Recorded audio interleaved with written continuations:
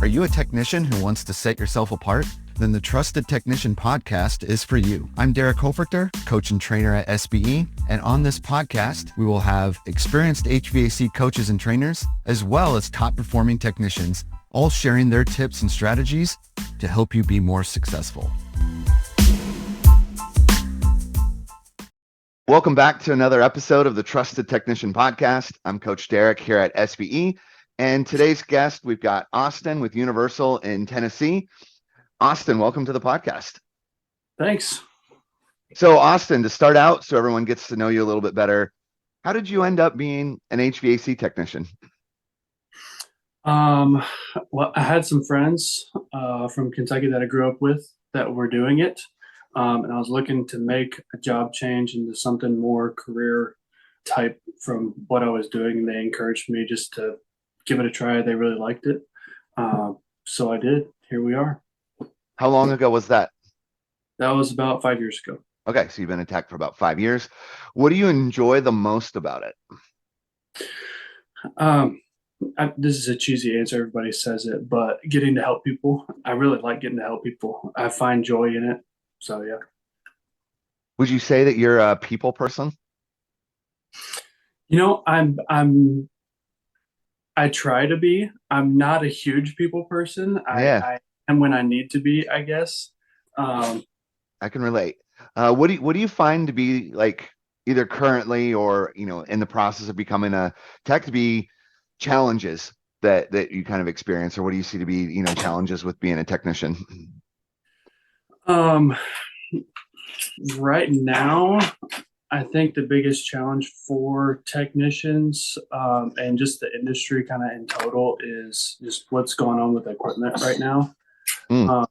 Trying to find the equipment and still providing a smooth service for people despite, equipment shortages and running around trying to find stuff whenever it's not super available. I think that's the biggest challenge right now.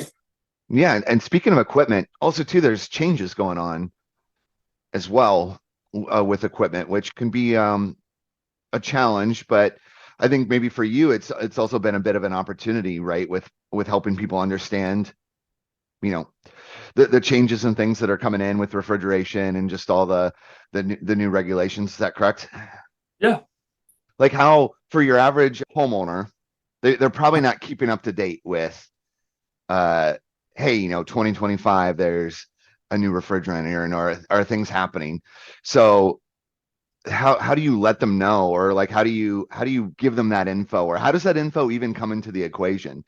So back a few months ago, our office sent out an email to all of our customers saying, hey, there is a change coming. Let us know if you have any questions about it, because we knew some customers would have questions. We know some customers wouldn't.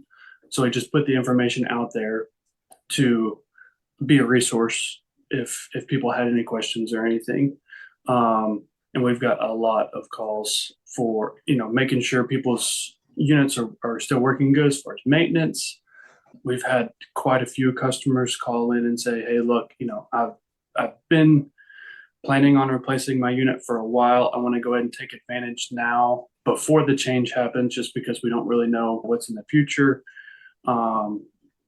At that point in time, they didn't know what the price increase was going to be on the new equipment and all that stuff. It's just been a big relief for a lot of people. Yeah, I think this is kind of an interesting, maybe this is your experience or not, but there can kind of be like a fine line between helping somebody and educating somebody and selling somebody, right? And even, sometimes we talk about like if you're really heavy on the educating, there's a good chance that you're selling and you're just coming across as a salesperson. But you also, like, I know you said in your answer of like why you enjoy being a tech, you like to help people. You want to help people. So for you and kind of navigating that, are you concerned, of over educating, or how do you manage that of making sure that the homeowner knows, like, hey, by the way, there's new info? But for you, like, how do you manage that information with your customers? Questions. So asking them, what have you heard about the refrigerant? Mm. Do you know about the refrigerant? And just see what they say and answer with another question. It's kind of a thing with the SPE. What we try to do is try to ask questions to see what the customer needs, to see what they know, to see what they don't know, and what they want to know. That's really good. That's really smart. Because if someone just doesn't care, or has no interest in that, and you're going through this whole pitch, you're just going to sound like a salesperson. So that's smart. Ask questions, see what they know, see if they care. And so it sounds like, your office kind of set things up a little bit with an informational email. And I'm so glad they did that. I think that's Mm-hmm. being a good partner with your customers to keep them up to date on things. And then your job when you're in the house, you can kind of follow up with that with questions. Were you finding that people were aware of anything, or were you sort of feeling like they were kind of discovering it as you guys as a company were releasing that info to them? Uh, Kind of both. Probably more so customers were finding it out as we sent out the emails. Still had a lot of questions at that point. Like a lot. The email was it didn't have all the details in it and on purpose. I mean, if you put all the details of what it is, that people are going to get confused Yeah, it's because complex. yeah, very complex. So being able to get there, if somebody had questions, book a call for us to come out and take a look at the unit or whatever the case, or if it's a phone call, ask them, did you see the email? What questions did you have about the email? And kind of figure out where they're at with that. Yeah. How do you as a technician stay up to date on this? Like I'll say for me, like I've sat in a few briefings like from distributors and stuff on all the changes, and you're right, it is so complex. Mm-hmm. And it's some of it is like vague too because there's some uncertainty also with different things, and it is complex. Mm-hmm. And this is just one example, but technology changes, products change, new products come out. How do you as a tech stay up to date on everything? Um, Mostly I'll have the office will send out a memo of something if something new is coming out that we're going to start carrying, or like the refrigerant change. They sent out a memo very early on, and then I did some research on my own, figure out just kind of some more details, and then they booked us a training class, specifically for the refrigerant and some technologies too. That's good. Let's kind of switch topics a little bit. Austin, I'm curious for you, how important is goal setting for you? Like, is that something that I mean, we're here at the start of a new year, so this is like when a lot of people, for a number of different things, like how many books they want to read, or, just different things, right? It's kind of like the month of goal setting. How do you feel about goal setting? And is that something that you kind of practice as a technician?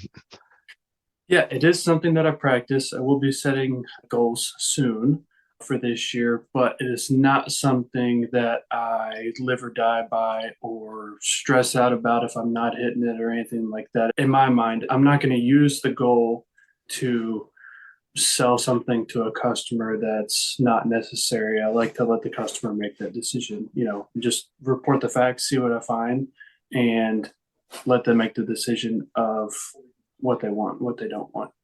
Yeah, that I like that. That makes sense. How do you come up with your goals? Like where does that come from? Like are you doing it to kind of hold yourself accountable, to challenge yourself? Like where does it materialize from? Like Um, the goals that you come up with?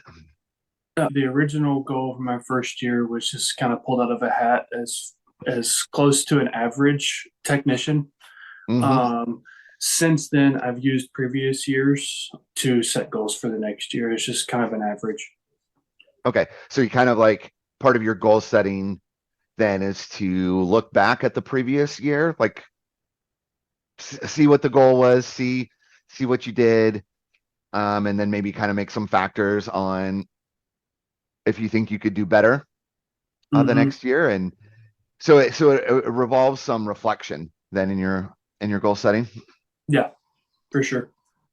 Do you've been at this for 5 years. How many of the 5 years have you had like a goal? So I've been in the industry for 5 years. I've been a technician for Okay. 3 years. And you've So had the a last, goal every year. yeah, Have you always hit your goal? I have. Okay. So then here's a good question. And kind of your reflection then, do you feel like you didn't set the goal strong enough? Or like how do you like some technicians? I'll give you some different philosophies and you can kind of tell me like where you kind of fall in here. Because Sure. goals are a fascinating thing to me. Some technicians want to set a goal that they know that they have a good chance of like smashing. Like they want that feeling of like not only did I meet my goal, but I like obliterated my goal. So they kind of set it a little low. Some technicians set their goals like almost impossibly large, and they feel like just the that massive challenge kind of holds them accountable and pushes them. And it's not really about whether they actually hit it or not. It's just like it's something that they are going to reach for all year long. Hmm. And that those are kind of like two ranges on do you want to like smash your goals or do you want to like have to like reach and strive and struggle to reach the goal? Kind of where do you fall in that feeling about the goal number? I am an under promise and over deliver guy. Okay. So you want to smash the goal Yeah, if I don't. possible. Yeah, the gold number, I try not to focus on it too much because I'm not gonna sell something more just to hit a goal, and I'm not gonna stress out over it if I'm not reaching the goal that month, or whatever the case may be. So Yeah. it's it is helpful in like looking back in at the numbers to see if I was missing a part of the process, missing some, what questions could I ask more? What questions could I ask different or better? It is helpful in that regard, but it's not something that I like hold fast to. Yeah. That makes sense to me. Yeah. So you're a goal smasher. I like to under promise, over deliver. But yeah, it's funny to me because sometimes, I'll ask a tech like, "Hey, what was your goal?" And then, they beat that goal in like June of the year, right? And they're kind of like always seeing like how early in the year can I beat my goal versus some techs, they're working like New Year's Eve trying to hit that goal. They Yeah. stretched it. They really in stretch. One other aspect of goals though that some techs have shared on this podcast is the idea of like meaningful goals, where it's not just average tickets and revenue, but there's something like meaningful to their personal life involved in the goal of like a personal development, type of goal. Like, hey, I want to get better at, asking more questions, or I want to get better at having more curiosity. So it's not just Mhm. numbers in the goals. Do you approach the year with like some personal development goals or things that kind of as a human and as a person that you want to improve at over the year?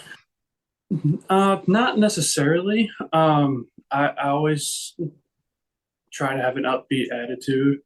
I try to share the love of Jesus with everybody that I can. So, and this does give me an opportunity to meet a lot of people and to do that. Okay, so you're more of like a continuous improvement type Yeah. of person of just like every day's an opportunity to help people and make a difference type of approach. Yeah. Yeah. How do you, it's tough being a tech, whether issues, people are upset, there's emotions. How do you stay, you mentioned like sharing the love and everything. Like how do you keep the right mindset and kind of stay personally motivated so that you're not coming across people maybe in a way that you don't want to represent yourself and in like in a consistent manner, call after call, hundreds of calls a year, Hmm. minute after minute. Like how do you stay as the person that you want to represent? Like where do you find kind of that focus? Hmm. And personally, I find it in my faith. Um, I always got to stay grounded. And for me, for every customer that I encounter, I have to bring my best to that customer. Every single one. If I had a terrible call, the last time, or if I was in an attic for 3 hours when it's 140 degrees up there, I had to wipe the sweat off and bring a smile to the next person that I meet. So that's where I find that. Yeah, because they don't the next call they don't really necessarily care, or they might care and that they feel for you, but that's not going to be an excuse that they'll accept, right? If you're giving them bad Yeah, attitude or not yeah. doing the best. And a lot of them don't even know. They have no idea, you know. Yeah, they just know that they're hot, not that you are up in an attic for 3 hours. But I know that's tough though, of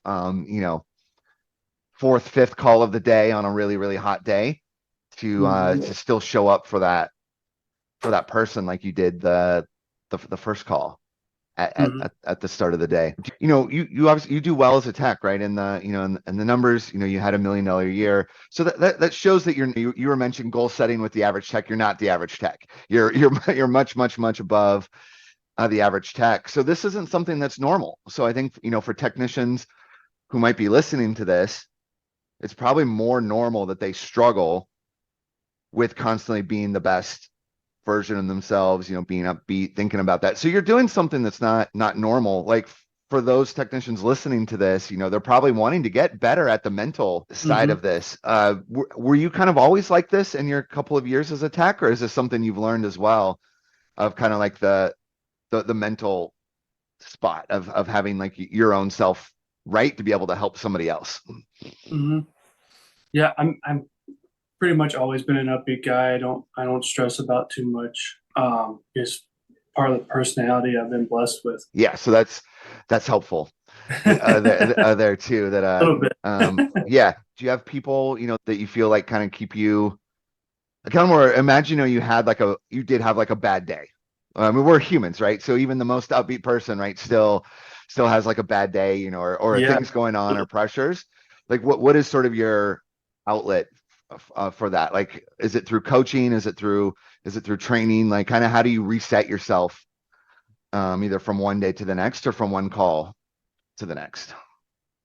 Yeah, I mean, have a bad day. You just gotta reset. You just gotta realize that you did have a bad day. If it or a bad call. Whenever you realize it, you have to realize it. Hit the reset button.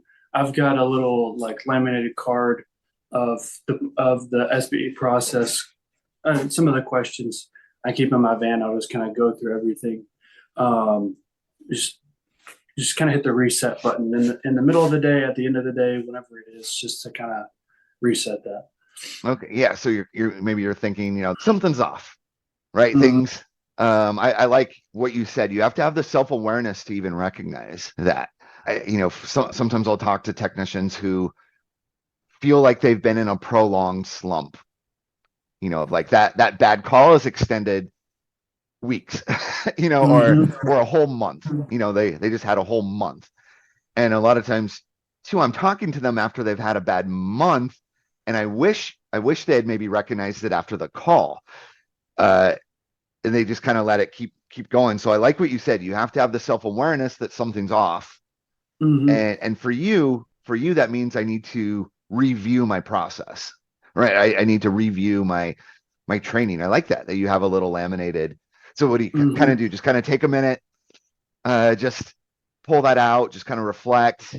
Hey, you know what? I'm skipping this, or you know what? I didn't maybe ask that with the best way. Is that kind of how it goes? Yeah. Yeah. That's exactly how it goes.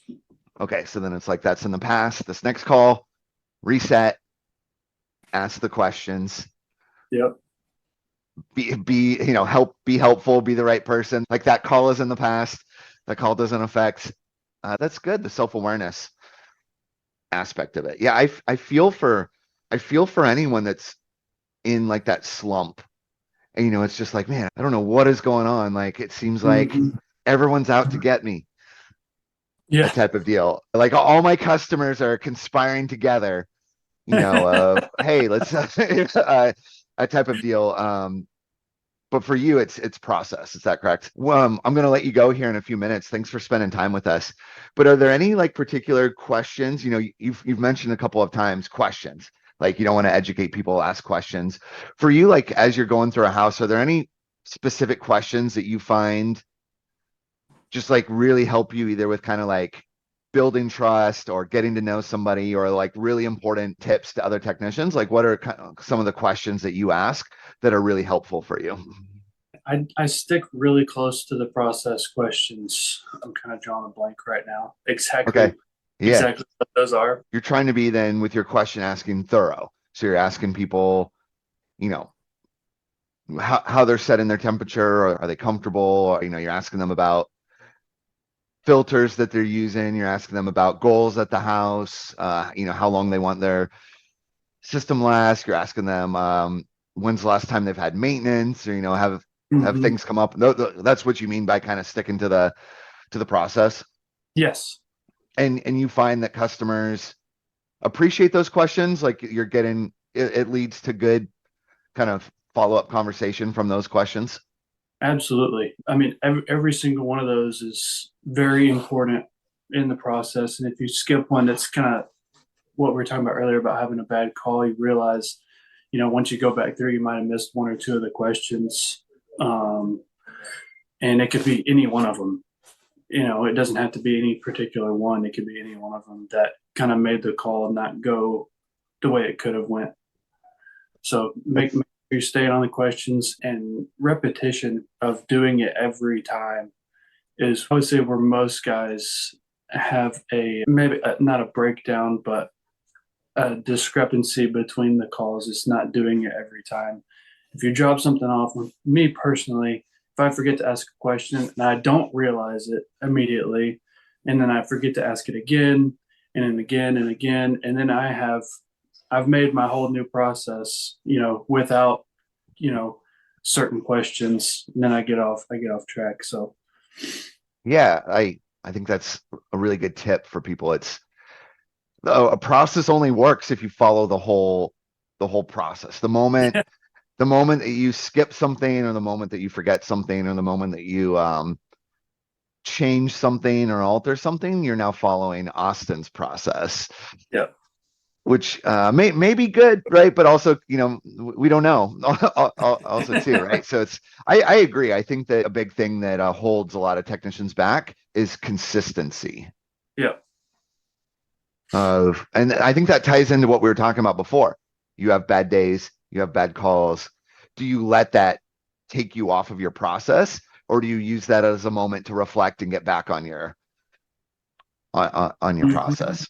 Yeah, I oftentimes, because I just grew up around sports and was active with sports, my mind can't help but like make parallels to sports and different things like that. But if like an athlete, like someone is like playing baseball and they're at batting and they're just in a slump of striking out over and over and over again, a lot of times they try to overcorrect, right? Overcorrect. Well, let me do something different that I've never done before. Let me now try to do something different that I've never done before.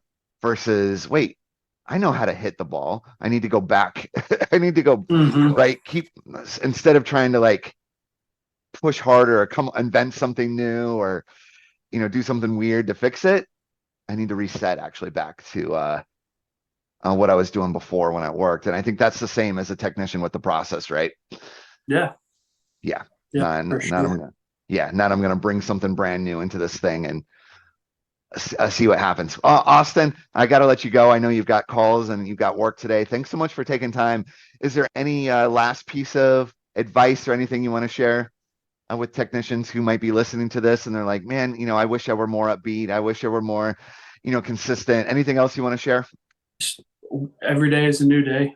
Wake up every day, attack the day, and you get a reset. You get another reset every morning to make a new day. So I think that's smart. It's obviously helped you, and I've heard that from some other techs as well that do really well. Is that they seem to have an ability to reset, to find a way to kind of shake it off a little bit. And it's mhm. a new customer, it's a new day, it's a new call.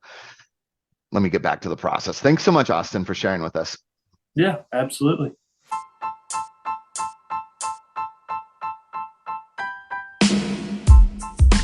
Thank you for listening to the Trusted Technician Podcast. If you would like to learn more about SBE, you can find us online at sbeodyssey.com. If you enjoyed today's episode, we would appreciate it if you would leave us a review. Thank you for tuning in, and we'll see you next time.